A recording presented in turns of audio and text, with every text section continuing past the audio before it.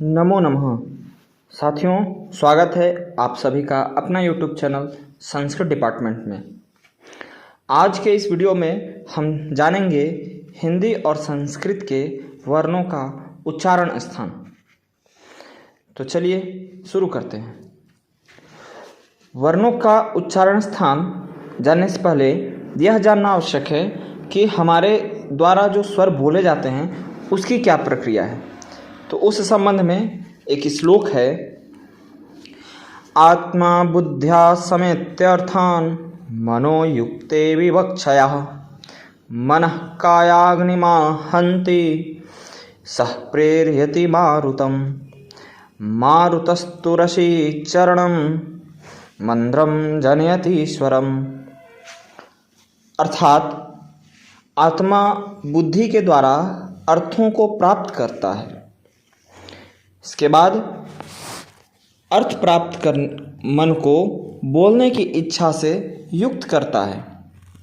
इसके बाद मन कायाग्नि को अर्थात हमारे शरीर के भीतर जो अग्नि है उसको प्रेरित करता है। फिर कायाग्नि क्या करती है कि नाभि प्रदेश में वायु को प्रेरित करती है। वायु फिर जिह्वा के माध्यम से अलग अलग स्थानों से टकरा करके स्वर को प्रेरित करता है। तो यह था वर्णों के उच्चारण की प्रक्रिया। अब हम जानेंगे हिंदी और संस्कृत में वर्णों का उच्चारण स्थान क्या है। आपने पूर्व में वर्णों को सीखा होगा, आप वर्णों के वर्ग को जानते होंगे, जैसे कुवर्ग, कु, चु, टु, तु, पु, अर्थात क वर्ग, च वर्ग, ट वर्ग, त वर्ग और प वर्ग। तो आज हम उसके उच्चारण स्थान के बारे में जानेंगे। सबसे पहला सूत्र है उच्चारण के लिए, वह है अकुह विसर्जनीया कंठ्या, अर्थात अकुह विसर्जनीया कंठः भवति।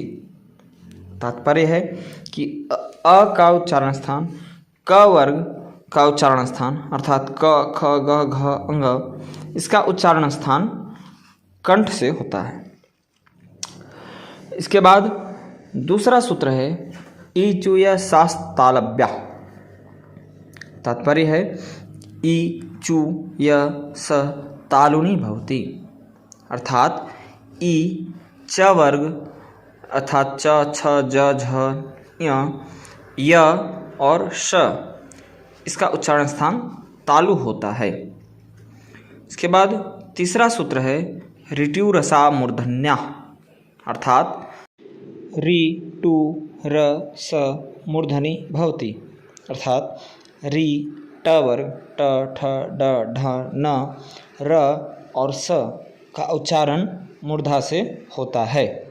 चौथा सूत्र है उपपद्यमानीय ओष्ठ्या, अर्थात उपु उपद्यमानीय ओष्ठे भवति। इसका तात्पर्य है उ प वर्ग प, फ, ब, भ, म और उपद्यमानीय जो एक विशेष प्रकार का चिन्ह है संस्कृत में प्रयोग होता है, इसका उच्चारण ओठ से होता है।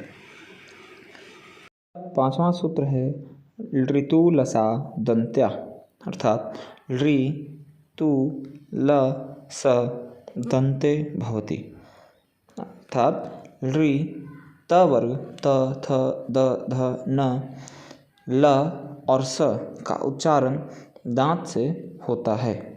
सूत्र है वकारो दंत्योष्ठ्य, अर्थात वकार दंत्योष्ठ भवति। इसका तात्पर्य है व का उच्चारण दंत और ओठ दोनों की सहायता से होता है।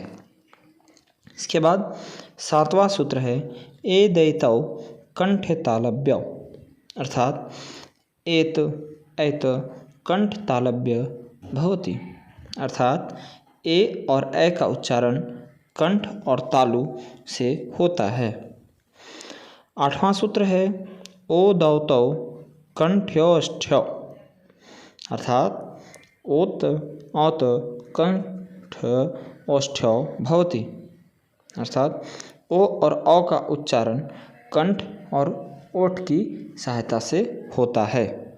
साथियों, इस प्रकार से हमने 8 सूत्रों के माध्यम से वर्णों का उच्चारण स्थान को समझा, जाना। अब जो वर्ण छूट गए हैं उनके बारे में जानकारी प्राप्त करने के लिए वर्णों के उच्चारण स्थान पार्ट 2 में मिलते हैं। तब तक के लिए नमस्कार, धन्यवाद।